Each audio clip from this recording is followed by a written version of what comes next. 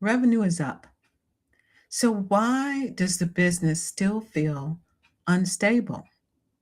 This is the question we have been working through on this Cash is the Truth arc within the archetypes of scale. And so what happens is founders of service-led businesses in particular hit this point where it feels like everything is working. So deals are closing, there's more activity, there's more responsibility than ever before, and yet the business still does not feel stable. In fact, in some cases, it feels tighter. Decisions are heavier. Decisions are heavier. Cash flow is unpredictable, and there's less room for error than ever before. There is one pattern that we're going to explore today that will explain why this is the case.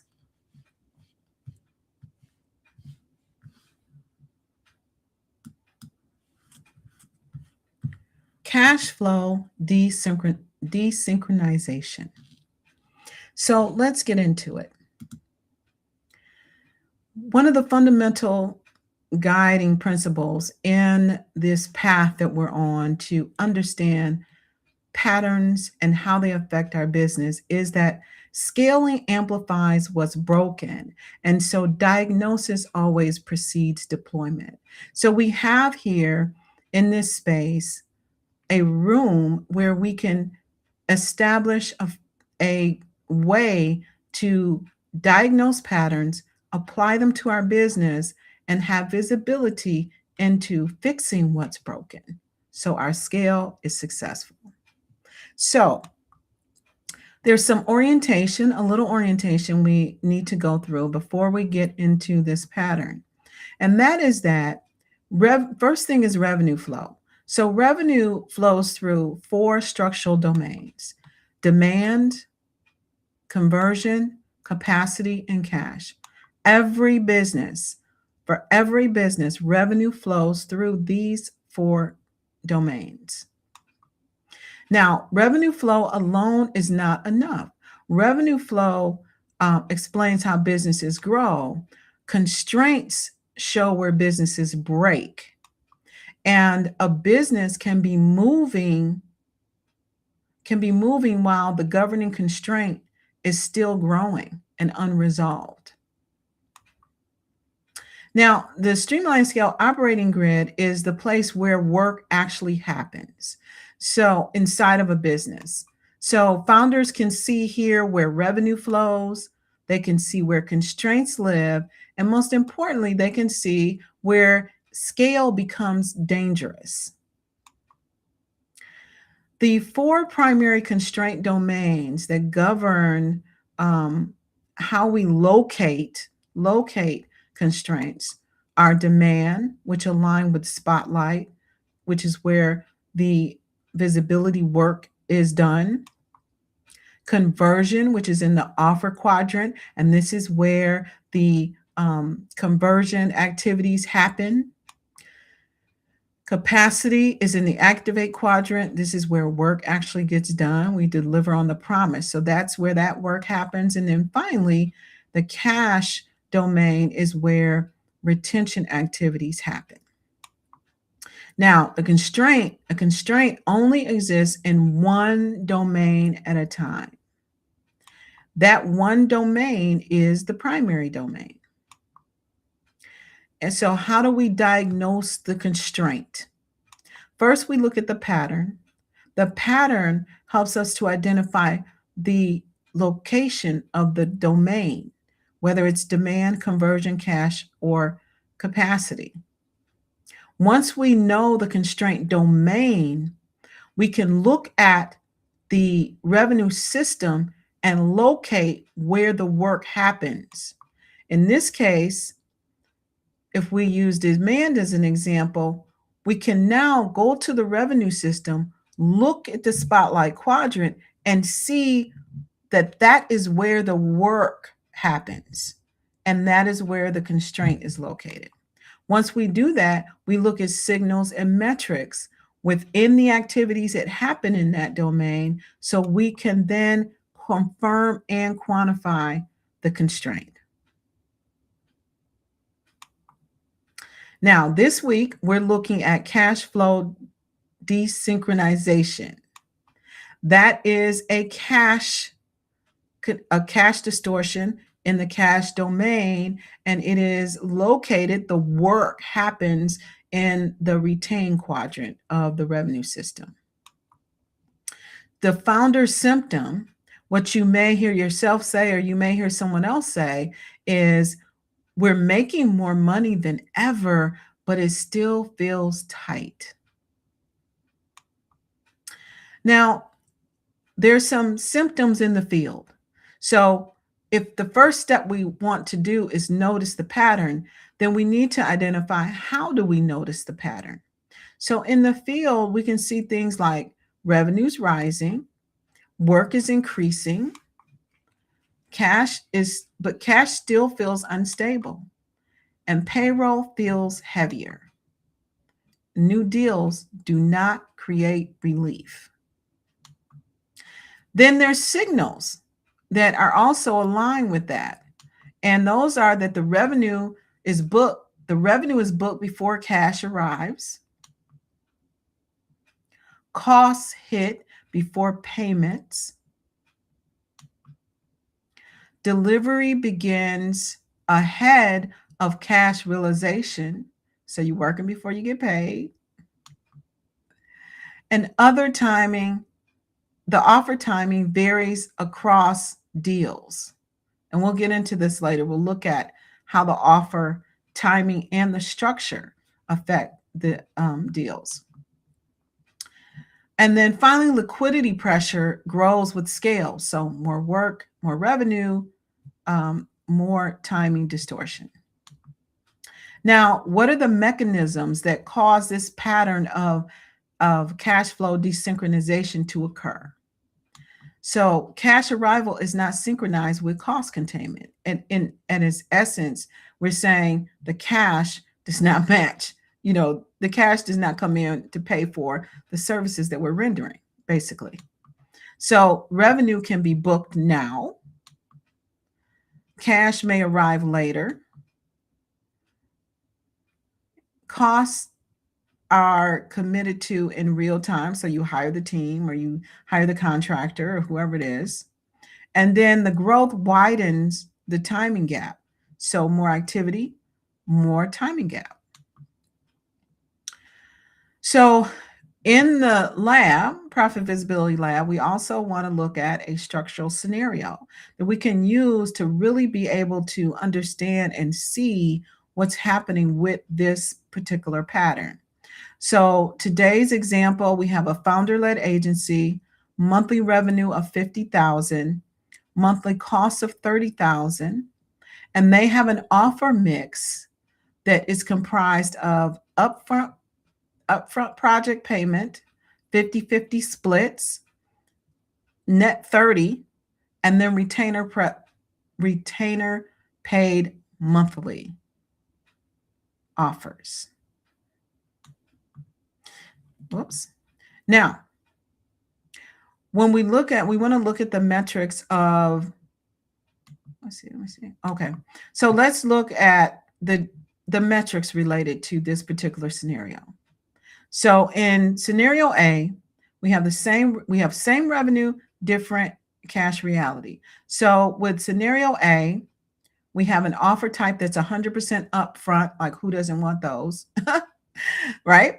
Revenue booked is 50,000, cash in the door, 50,000, costs are 30. And so you're in a net positive cash position, and you're feeling grounded, right? But the other scenario is, look at the 50-50. You have revenue booked at 50,000. You only take in 25 grand in cash, which means that against your $30,000 cost, you are in a net negative position of 5,000. That's a little tight. Okay. And then scenario C, net 30. Same revenue booked. 50,000 revenue, 0 booked, right? $30,000 in costs you still have to incur. You're working before you get the cash. This is unstable, and you are under 30,000.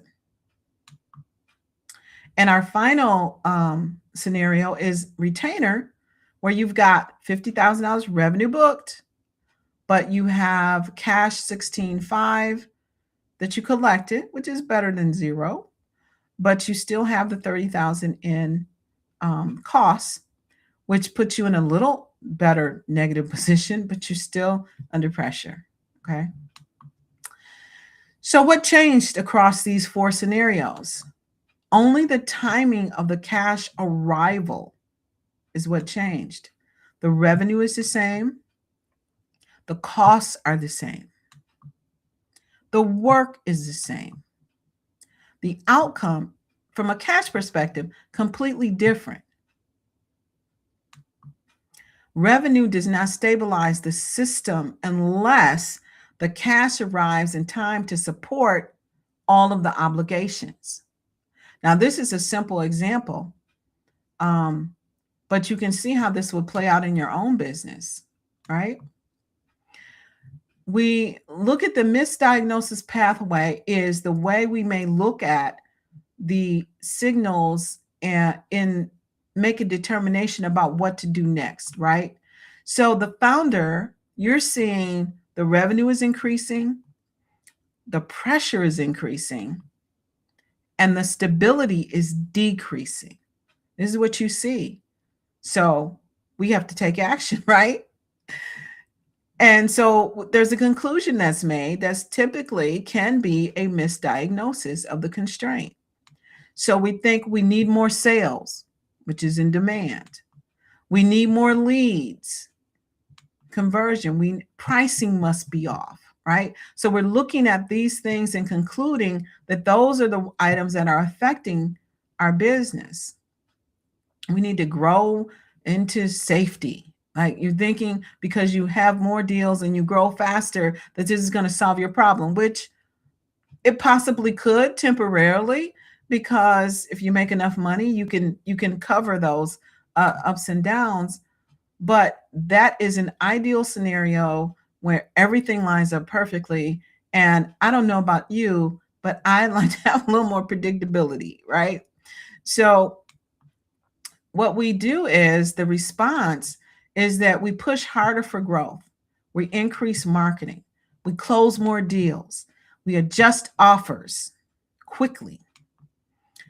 But the actual origin of the constraint, the reason why we're experiencing the instability in the cash is because the cash timing mismatch, delivery ahead of cash realization, and obligations outpacing usable liquidity.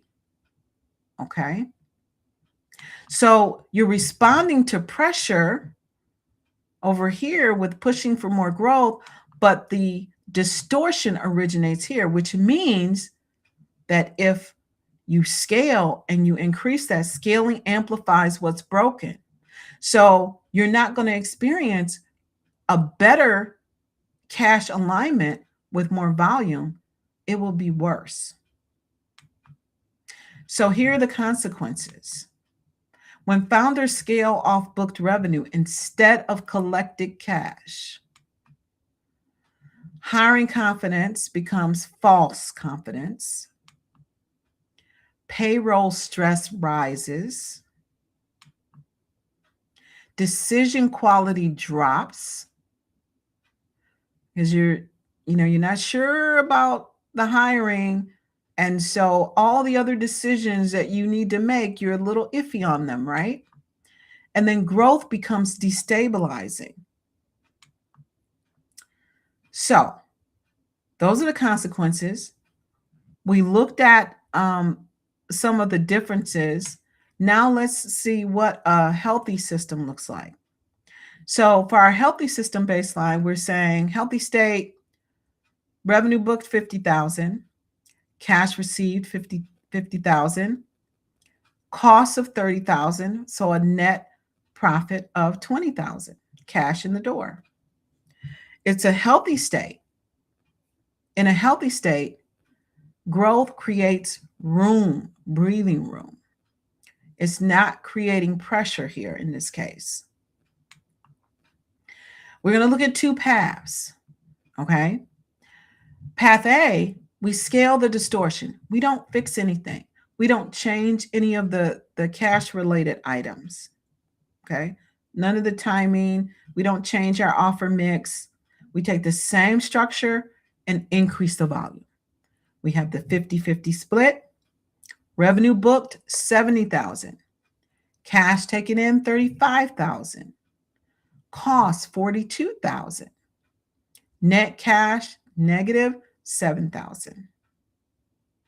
Path B, we fix the constraint first. We align the cash timing before scaling. Same growth target, different timing structure, 100% cash up front. Our favorite kind, right?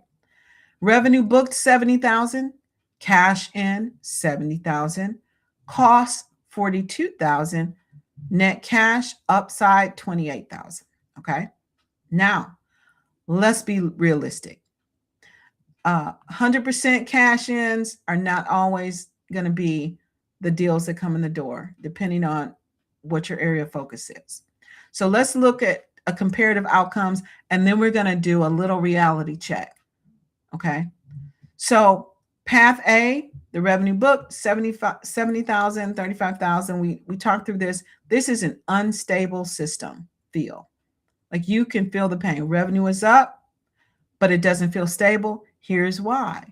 Because the cash is coming in. It's not aligned with the revenue, and it doesn't support the work you need to fund to get the work out the door. It doesn't fund the work you need to do to get the work out the door. Scenario B, cash up front. You have the money to cover your expenses and you feel grounded. You feel supported, right? Now, there's the reality check part. It depends on your offers and your particular business situation in terms of how you structure the offer. So every deal is a trade-off. So if you look here at the structure versus the likelihood of closing and the cash alignment, there's some offer structures that are more supportive to cash alignment than others, right? I'm not going to go through this whole slide, but the point is that you're going to develop the mix that works for your business. And a lot of times as founders, we don't have visibility. We just want to close the deal, or we want to, get the business, and we want to serve our clients, but we're not always thinking about the downstream implications of how we structure. And so you're always trading conversion against cash stability all the time. And so I think just an awareness of that will help you to be able to align and improve this for your business. Now, you'll remember from earlier in the talk that the constraint only exists in one domain at a time. However, the downstream implications of that one constraint affects every other area of the system. It propagates through the system. So when cash timing is misaligned, pressure does show up in other places. So demand feels more urgent. Conversion feels more important than it is. Capacity decisions becomes distorted. Oh, we need to hire, but wait. So that becomes distorted. And cash reveals the truth layer of the system. This is propagation, not a new domain. So it may lead us to misdiagnose the next activity, but really there's only one domain in play. And in this pattern, it is cash. So what do? First is we pause the scale because we don't want to scale anymore because we know scaling amplifies what's broken. We want to look at and review the booked revenue versus collected cash. Okay. Identify timing structure across all offers. This may be something you already are familiar with, but it may require some digging to actually take a look at how you're structuring different deals that come into your business. And then confirm whether cash is the governing domain. Now, it's not always necessarily the case. That is why we always diagnose before we deploy. The pattern allows us to identify the likely location of the constraint. And we can look in the revenue system to be able to see the work that would contribute to that. But we always need to confirm the constraint. Okay. Once it's confirmed, then we fix the constraint. We can redeploy with the confirmed constraint addressed. Now, oh, that slide got messed up. So we have a diagnostic fork. We have choices to make. Now, sometimes we can guess or we can confirm. Now, as a founder, you and I know that sometimes a guess is the best you have, and sometimes guesses can be very effective, right? But in this case, guessing can be very expensive, and you have a choice here. You don't have to guess. So when we guess, we could change the pricing of the offer. We could push sales harder to close more deals. We can restructure without diagnosis. That would be like guessing.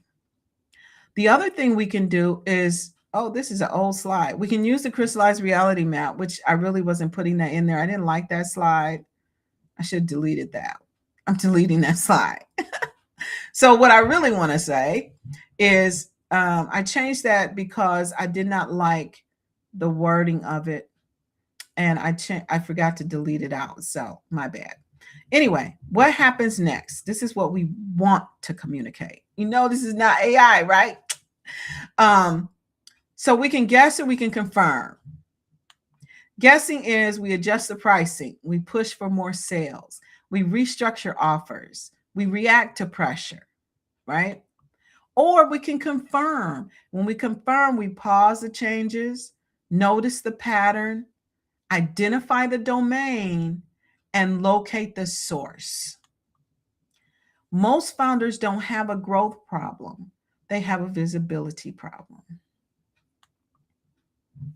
Now, as we close out today, I just wanted to make one thing. If there's one thing that you take out of this today, it is that revenue shows movement, but cash reveals system integrity. So we always want to diagnose before we deploy.